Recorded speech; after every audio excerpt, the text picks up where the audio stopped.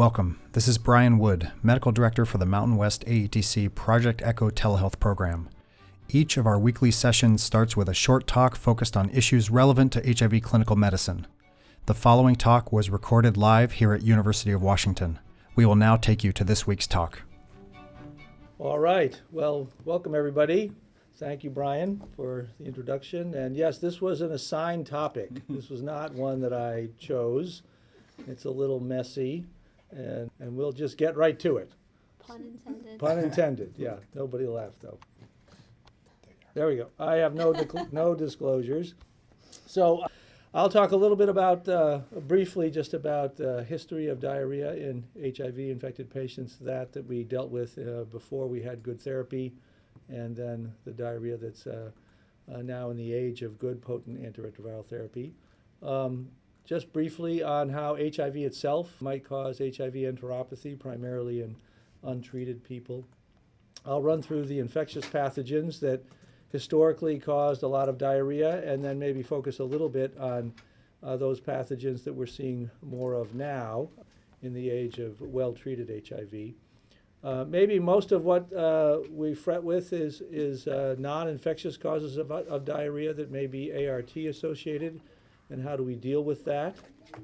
A diagnostic approach, which I think will be pretty straightforward, and I'm sure most of it's apply already, and then treatment and recommendations regarding people with chronic and kind of unremitting bowel symptoms.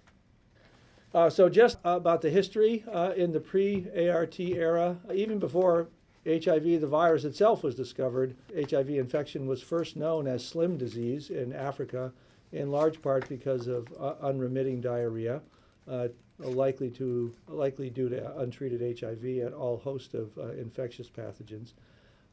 And at that time, 70 to virtually every patient, 100% of our patients reported frequent or chronic diarrhea as part of their illness. Compare that to present day, the ART era. I would say 28 to 70%, but probably closer to 28% of patients with HIV nowadays in developed countries will complain of some intermittent or chronic diarrhea. These are data, prescribing data that are reported to pharmaceutical companies after their drugs are released, suggesting that 28% of patients on ART continue to complain of chronic diarrhea. This table is from a paper I'll mention in the next slide that looked at the causes of diarrhea in the pre-ART era and the ART era, and you can see that it was 53 to 32% in favor of infection before we had good antiretroviral therapy, and that is flipped, so that most diarrhea that we see nowadays, especially in treated patients, is non-infectious and and related to ART probably. So these are just some papers that were published within the last 10 years or so, but looking at data that was collected back in the early ART era. So the first paper was a retrospective study looking at patients who were cared for in 95 through 97. So just as good ART became available, 1,700 patients, and it's the same data I showed on the last slide. Early on, it was infectious diarrhea, and later on, non-infectious diarrhea as we had good ART. Another retrospective study of almost 700 patients in the same era found that almost 40% of patients complained of chronic diarrhea. Two cross-sectional cohorts a little bit later had an even higher rate of diarrhea. This was in the age when we didn't have wonderful antiretroviral therapy, so maybe those therapies that were more associated, so drug-associated diarrhea, probably led the causes in that particular study. Later still, a prospective study by Siddiqui found that diarrhea was present in over a quarter of all HIV-infected patients. This study had a placebo, or not a placebo, had an HIV negative control arm that were demographically matched, and found that only 7% of those patients experienced episodic or chronic diarrhea. So something about HIV, even treated HIV, led to more loose stools. And then most recently, a cross-sectional study of patients on heart in 2008, so 10 years ago, 1,000 patients, and 2/3 of which still struggled with diarrhea as one of their life complaints.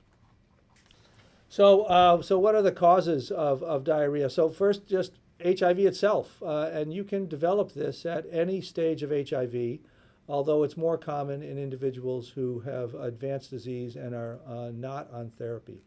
The pathogenesis, there's a little bit of hand waving here, but thought to be related to this profound depletion of CD4 positive T cells in the gut mucosa. In particular, the loss of CD4 positive Th17 expressing cells that are thought to be involved in epithelial cell repair. So if you wipe them out and replace them with activated CD8 cells, then that will promote inflammation that may be in part responsible for the symptom. This leads to those CD8 cells leading to gut leakage, bacterial translocation, and malabsorption. If you look histologically, you'll see something like this. If you can see this pointer, there's not very many villi here. I mean, this might be a broad-based villus here, this one here, but you don't see those long extended loops with a large absorptive surface area. Those are kind of gone in a biopsy like this. And the crypts are a little distorted, and they're also larger than they would be in somebody without HIV. And then there's a lot of purple here in the lamina representing lymphocytes, so lots of inflammation that are probably involved in the pathogenesis of it as well. So this would be a classic picture of somebody that has HIV enteropathy. If you couldn't find any other malignant or infectious pathogen and you saw this on the biopsy, then that's how the diagnosis would be made. Over time, people are more or less susceptible to a variety of infections that are listed here. The infections on the far right are those that can happen at any CD4 count, and I would move Cryptosporidium, which is over here in the middle. I think I would move that over to the orange arrow, since anybody can get Cryptosporidium. There are huge outbreaks in the United States of immunocompetent people all the time. So, but all of these pathogens here can happen at any CD4 count, and then as your CD4 count drops, then you're more likely to have diarrhea related to an opportunistic or relatively non-pathogenic organism like a Mycobacterium avium or CMV, which rarely causes diarrhea in people with good CD4 counts, but a common cause of diarrhea at low T cell counts. So among the bacteria, and we'll just run through common bacteria associated with HIV. Among them is Campylobacter. This was a common cause of bacteremia and diarrhea in the pre-ART era. It's an infection that involves the small bowel predominantly. Now I think when we see Campylobacter, we worry that it's more of a sexually transmitted infection than it is a non-sexually transmitted infection. We see it mostly in gay men, and it tracks with condomless anal sex, so that with some other bacteria I'll mention in a minute. Salmonella, again, a small bowel pathogen, a very common cause of bacteremia in the pre-ART and the pre-Bactrim era. More common now in advanced and untreated HIV patients, and the studies with Salmonella bacteremia now come out of Africa and Russia primarily. Shigella species and pathogenic E. coli, and Ferric Feng, the leader of the micro lab here, reminds me that there's little difference between pathogenic E. coli and Shigella. They're probably maybe even the same organism genetically. This pathogen usually causes infection in the colon rather than the small bowel, and is largely a sexually transmitted infection in our population. Outbreaks have been described in Asia, Europe, and North America, and this UK study found that 20% of all non-travel related cases of Shigella occurred in HIV-infected patients compared to only 3% of travel-associated cases. In that study, those 20%, almost all were men and almost all were gay men, and once again, infection with Shigella tracked with condomless anal sex. Interestingly, these bacteria are largely macrolide resistant, and we think that that's related to their frequent use of azithromycin to treat both chlamydia and gonorrhea infections in people with repeated STIs. And Brian reminded me of this study that was just published with Gretchen. Is Gretchen on the panel? Gretchen's taking ID boards she's taking today. the board, so I'll tell her that she was called out here. So this study just published in CID, gastroenteritis among gay men. cohort involved 235 gay men who underwent stool PCR testing over a year and a half that ended in June of 18. Testing was positive in 60% of all the episodes. 88% were bacteria, and they're listed there. 40% were parasites, where Giardia was the most common, and a quarter of patients had viral infections, and norovirus was by far the most common isolate identified. They were able to grow, so these were identified by nucleic acid testing, but they were able to grow some of the isolates, 19 Shigella isolates. They were all resistant to ampicillin and trimsulfa, and most of them were resistant to azithromycin. Only one was resistant to ciprofloxacin. The 9 Campylobacter isolates that they identified, or were able to grow rather, were mostly resistant to both erythromycin and cipro. Susceptibility to azithromycin was not performed, but if they were resistant to erythro, then a reasonable chance they would be resistant to azithromycin as well. So again, I think this just drives home the point that a lot of the common enteric bacterial infections that we face now may be more sexually transmitted infections than the traditional route. Other bacteria, so lymphogranuloma venereum, the serovar of chlamydia that causes LGV, more common in Africa, Southeast Asia, India, and South America, although there have been outbreaks in North America and Europe. There was an outbreak in London over 3 years, most of which occurred in HIV-positive men. And there was an uptick in LGV cases in San Francisco and along the West Coast many years ago. I haven't seen a case in a while, but I know we did have 2 or 3 cases here in Seattle over 5 years ago. Clostridioides, sorry for the new name. It's not Clostridia difficile anymore. It's Clostridioides difficile. More common in HIV patients, especially those with very low CD4 counts, and this disease involves the colon, not the small bowel. M. avium, a small bowel pathogen. Everybody, I'm sure, knows how that typically presents: chronic infection, fever, sweats, weight loss, diarrhea, malabsorption. Organomegaly can be a tip-off, as well as anemia and a cholestatic picture of hepatitis. For protozoa, Giardia leads the list, and again, once again, more severe and protracted disease in patients who are infected with HIV. It is a pathogen that infects primarily the small bowel. Entamoeba histolytica, we don't see too much of that in this part of the world. In the Asian countries, in MSM in particular, 45% of amoebiasis cases in Taiwan were found to be HIV positive. And then Cryptosporidium, another small bowel protozoa, prolonged, severe, and occasionally fatal disease, more common in underdeveloped countries. But remember that there are almost 60,000 cases annually of Cryptosporidium in the United States, so it's certainly not restricted to low and middle income countries.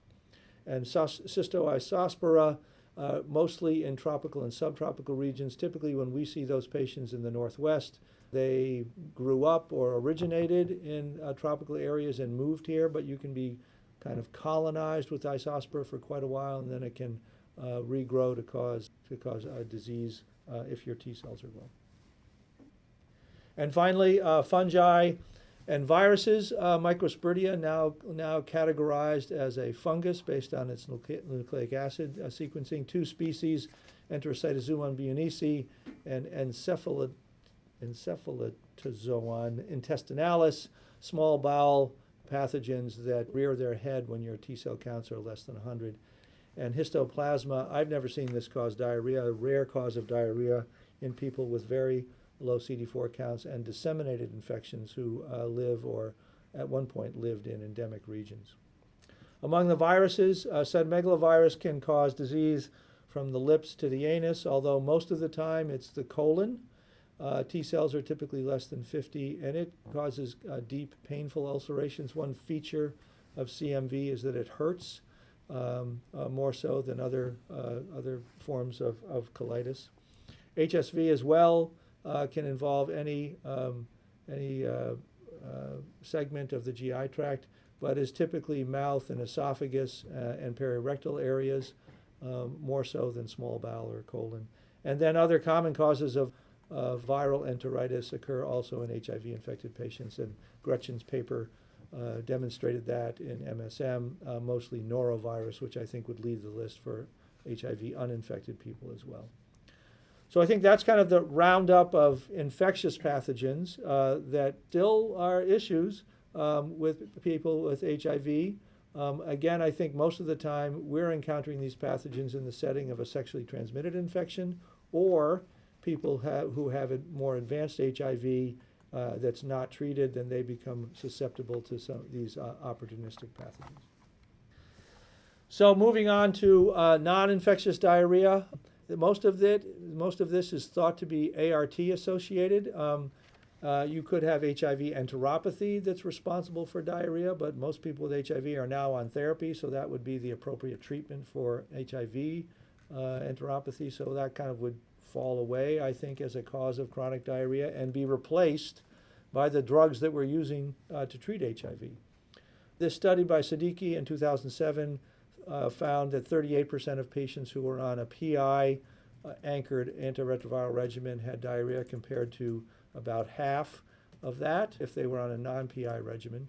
And once again, data from prescribing information that's fed back to pharma. Overall, 28% of people on antiretroviral therapy a few years ago still complained of chronic diarrhea, mostly if you were on a PI regimen, but also NRTIs. Sometimes it's hard to separate out those because obviously people are on combination treatment. But less diarrhea if you were on a non-nuke regimen, an integrase regimen, or one that included Maraviroc. This Dutch study was published in 2013 of 10,000 persons asking the question, was diarrhea the reason that you switched ART?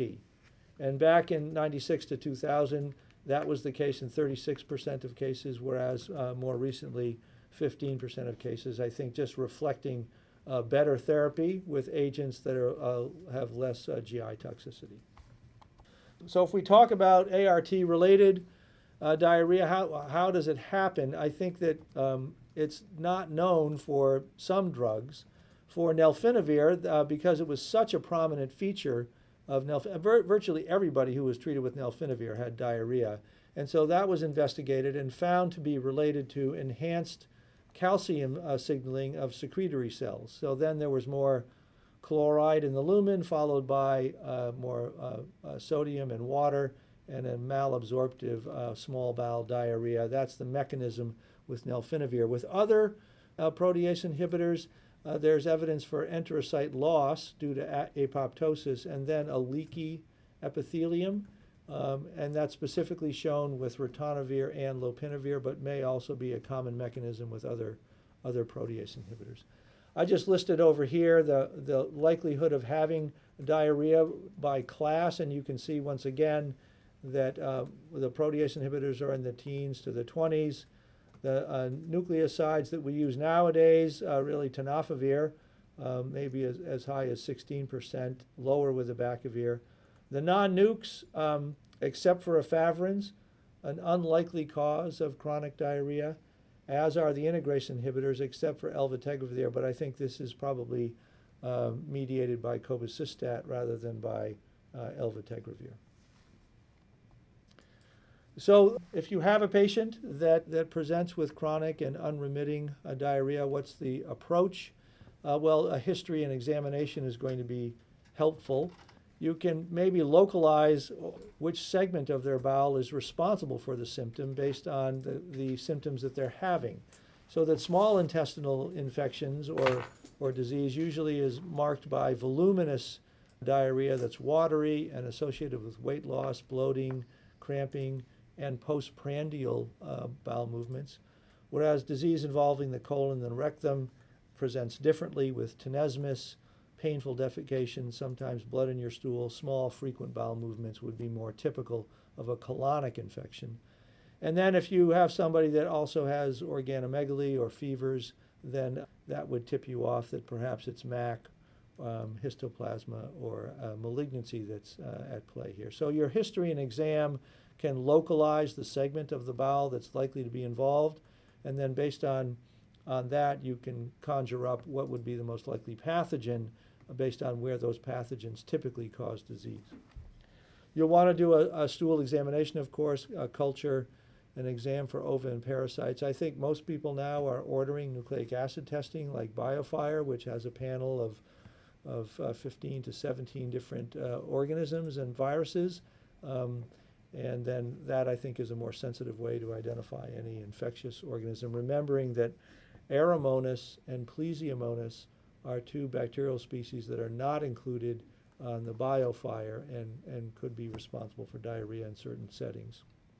If you want to make the diagnosis of cytomegalovirus or herpes, MAC, KS, or histoplasma, finding those pathogens in the stool is not enough. And so you need to do endoscopy with biopsy and see evidence for tissue invasion if you want to blame their diarrhea on one of those conditions. So treatment. Part of this is pretty straightforward. If you identify the cause, then of course you'll want to target your therapy for that pathogen, or if you end up with HIV enteropathy, then you want to treat the HIV, of course. So that's simple and straightforward. If there is no smoking gun here and you don't have a diagnosis and you're left with somebody that just has chronic diarrhea that may be associated with ART, then you can go down that arm of treatment. And the following are a list of things that have been tried. So probiotics in small studies have had mixed results. I don't know about probiotics as a way to treat diarrhea. There's also been the occasional case reported of lactobacillus bacteremia in people who were stuffing themselves with probiotics. So probably, if you're going to use them, certainly don't abuse them and overuse them. Diet modification can help some people, so why not try it? If someone has high fat and is lactose intolerant and drinks a lot of caffeine, just adjusting their diet might get you some way down the road, so reasonable thing to initiate. There was some enthusiasm at one point for using bovine serum immune globulin, thinking that had a lot of antibodies against pathogens, and there was some preliminary phase 2 studies suggesting that it was of benefit in HIV patients with chronic unremitting diarrhea. So a clinical trial was done using 2 different doses of bovine IgG with a placebo-controlled study, 103 patients, and there was no difference between the treated arms and the placebo arm, so that kind of was lost favor. I don't know why anybody would take glutamine, but there was this placebo-controlled study of 25 patients that did show it had some benefit. I don't know how that would work, but I think it's relatively harmless. Even less harmless, I think, is curcumin, which is the ingredient in turmeric that makes it yellow. And there was a single study of 8 patients that was 100% effective. So go eat some Indian food, and maybe that will cure your diarrhea. But that's only 8 patients. Absorbents and anti-motility agents. Well, there was a Cochrane review that thought that there was insufficient evidence that they worked. But all Cochrane reviews seem to say that. But this one was no different. Bismuth and apolgite, I think is how you say it. That is kaopectate. Those are unproven. Bulking agents like psyllium and oat bran essentially do not work. Loperamide is an opioid receptor agonist that is not absorbed. There are some potential drug interactions with protease inhibitors, but those interactions happen only in the gut lumen, and so the drug does not cross the blood-brain barrier. There's been no evidence of addiction potential or any CNS effects from loperamide. People use it all the time. It's familiar. It does have some good effect. It's safe and cheap. So even though the Cochrane review would suggest that there's not firm evidence for its use, I think it's something we often turn to that can have a positive effect in many patients. Lomotil, which is diphenoxylate and atropine, that does cross the blood-brain barrier. There is some abuse potential. And there have been studies demonstrating that in people who fail loperamide and then are rescued with Lomotil, it doesn't do any good. So I think I would remove that from your armamentarium, and if loperamide's not working, then maybe some other things that we'll talk about in a minute. Tincture of opium is something we used a long time ago. I haven't used it in years for patients who had refractory diarrhea. I think it is a little bit more potent than loperamide, but it obviously has abuse potential, so best avoid it if possible. For patients who have a secretory diarrhea, so if you think it's really small bowel, not colon, and it's ongoing, and they're at their end of their therapeutic rope for HIV therapy, and it might be drug-related secretory diarrhea. Octreotide is an anti-secretory agent, a somatostatin analog. It alters the binding of vasoactive intestinal protein. And in one study, it decreased diarrhea by 50% in 50 patients. It does have some significant adverse effects, hypo and hyperglycemia, nausea, abdominal pain, and even paradoxically, some diarrhea. It is administered sub-Q 2 or 3 times a day, and it costs about $250 a month, according to the World Wide Web. And then crofelemer, which is designed really as a therapy for HIV-associated diarrhea. It is derived from the sap of this tree, Croton lechleri, which grows in South America, not just in the Amazon, but in northeastern South America. It inhibits chloride ion channels and of the intestinal epithelium through the inhibition of calcium and cyclic AMP activation. There was one large study of almost 400 patients, and it reduced diarrhea in 17% of people versus 8% in those that got placebo. It's a nice drug. It's not absorbed. It has no drug interactions, and it has no adverse effects at all. And the only reason not to use it is that it costs $700 a month, and that's whether or not you get it with a free online coupon or not. But, you know, it's so benign. If it was cheap, I think we'd all be using it, but it's not, unfortunately. It's also known as sangre de drago, dragon's blood. That's when you cut into the bark of one of these trees, that's what comes out. And it's been used for decades or for centuries as a homeopathic cure for people who have diarrhea. So there's something to it in more ancient cultures, and it does have a biochemical effect that's listed there. So in summary, HIV-associated diarrhea remains an issue for maybe around a quarter of our patients. If you can find a pathogen or a condition that's responsible for it, then obviously target your therapy toward that. If it's HIV enteropathy that you've discovered by biopsy, then antiretroviral therapy is the appropriate treatment. But if it's not that, and if it's ART related, then maybe you can swap out the ART to those drugs that are less likely to be associated with diarrhea. So that means avoiding protease inhibitors, avoiding efavirenz, avoiding cobicistat. And I couldn't find any data on the diarrhea rates of people on TAF, but on TDF it's not insignificant. You know, that post-marketing data showed that between, I think it was 9 and 12% of people getting TDF might have diarrhea. So TAF may be associated with less diarrhea. I'm not sure about that. For nonspecific therapy, then loperamide would probably be the first drug to go to, dietary changes, and who could argue with a good Indian meal. And last resort, if all of these things fail and you can't adjust their antiretroviral therapy any better, then an anti-secretory drug like octreotide, that's cheaper, but you have to give it by sub-Q 2 or 3 times a day. Or crofelemer, if you can find a dead dragon, then you know, that might be of some benefit to you. Thank you for watching this edition of the Mountain West AETC Project Echo Didactic Series. If you like this talk, please click the red subscribe button, and please check out other talks in our series. Until next time, this is Brian Wood, Medical Director, signing off.